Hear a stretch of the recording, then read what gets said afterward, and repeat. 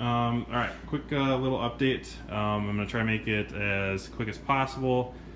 Did quite a bit of stuff compared to last time, but I'm going to try to make it short and sweet.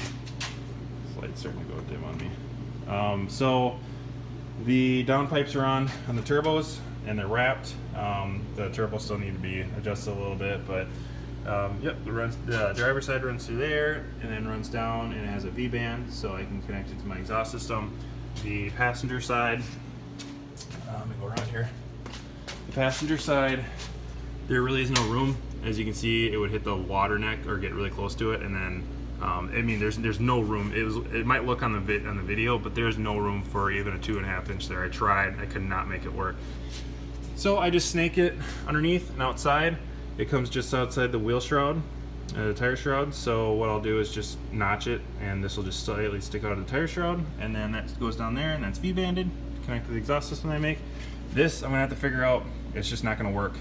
This is the AC box, and even though I did cut it and heat shield it and then dip it, so it's got a curve in it, and I did hit that header in a little, it's obviously way too close. So I either need to figure that out.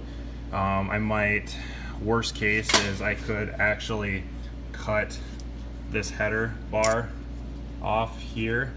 This is straight.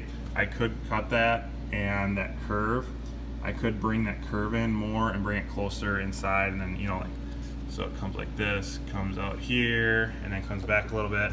I don't want to. I can't weld stainless. I just can't. So I have to always outsource that shit, which is not a big deal. But I mean, these are just stock, plain, generic headers. Not stock, but generic, like eBay headers. So it'd be cool if I could make that work.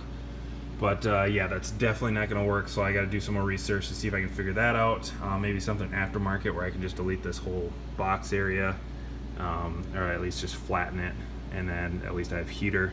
But I need AC in this car. Even though it's set up like this, it's nice to have AC and have heat and have everything where it's gonna, you know, function stock, but obviously isn't stock.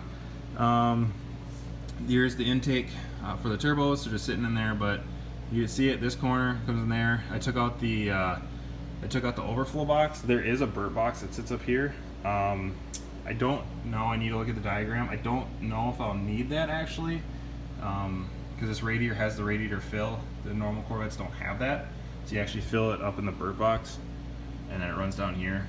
And then, if I need one, I have plenty of room. I can put one like in the center, like a generic square overflow box, or I can still use that spot and then just put a aftermarket one somewhere. Or I can even put it way up front, because even though there's gonna be intercooler down there, there's tons of room. I don't know.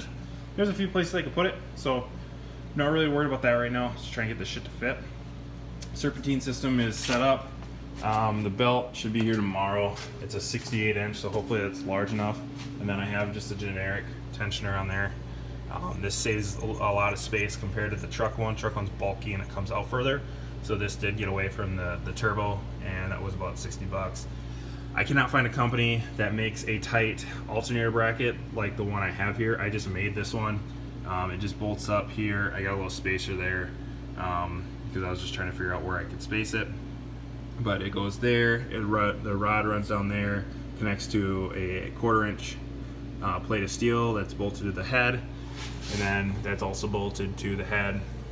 You see down there. So it's pretty sturdy. It doesn't have a front brace on it, but I can move the whole entire engine with the mount, so it should be plenty. Otherwise I can make a front brace for it, but I don't see it being that big of an issue. If I start slinging belts or, you know, bending whatever, then I'll fix it. But here's the other inlet for the turbo. Like I said, it's just sitting there, but that's kind of where it'd go. Intercooler should be here tomorrow. It'll go down there, lay kind of flat, upright a little bit, so when the air comes in, it'll hit that first, go through the radiator, the fans pull it through. Oh, the brake booster. So this is a 7-inch single diaphragm, generic, like hot rod, Ford/GM brake booster you can buy pretty much from anywhere. A bunch of companies have it. They're pretty much all the same, so whichever best price you can get, it's kind of the way to go with that. I got this for 45 bucks on eBay. And then that adapter is a Speedway adapter. It goes from a 2-bolt to a 4-bolt, because on these Corvettes, the brake boosters are 2-bolt, just like the master cylinders are by themselves. and most of the brake boosters are 4-bolt. So this allows it to bolt to the car. It was not intended for this. It was intended for vehicles with manual brake systems to go to a brake booster. So I actually did have, there's a metal plate back here that bolts to this fiberglass. There's a metal plate that it bolts to that was just too short. So I just had to drill it out just a little bit, widen them out, and then it fit. Pain in the ass to get that thing on. I had the doors off because I'm painting the car, a full color change. So it's so easy to get your hand up in there. I mean, it's not so easy. It's much easier, but it's not easy by any task. If you were trying to do this with doors on, I'm not gonna say it's impossible, but it would be a pain in the ass to do. But then that is a Buick 3800 Buick Regal master cylinder, and the reason I have that on here is because the ports are on the outside. The stock ones are on here, so they would hit the header. So I have to either have someone flare me some new lines, or these actually run to that ABS unit that I'm actually going to delete and put the T's in there. There's a couple T's you order to eliminate ABS, and then it's just normal power brakes, no ABS.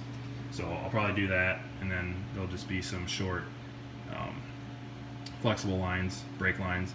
Otherwise, if I can find someone that will flare some for me, it's pretty simple, because it'll just literally run down there and they run straight up underneath the driver's side, all the way right behind the driver's seat. So there really isn't much bending involved, not that much. So that's a possibility. I'm trying to think what else I have. Yeah, it just I'm trying to make it as quick as possible, just kind of name off some stuff. That's it. That's all I have. So transmission obviously will fit, sitting over there. So I gotta get the flex plate for it. It's just an ATP flex plate. I can go have someone pull one for me for like 30-40 bucks. But you can get them brand new with a spacer and bolt for 50 off Summit. So that's it.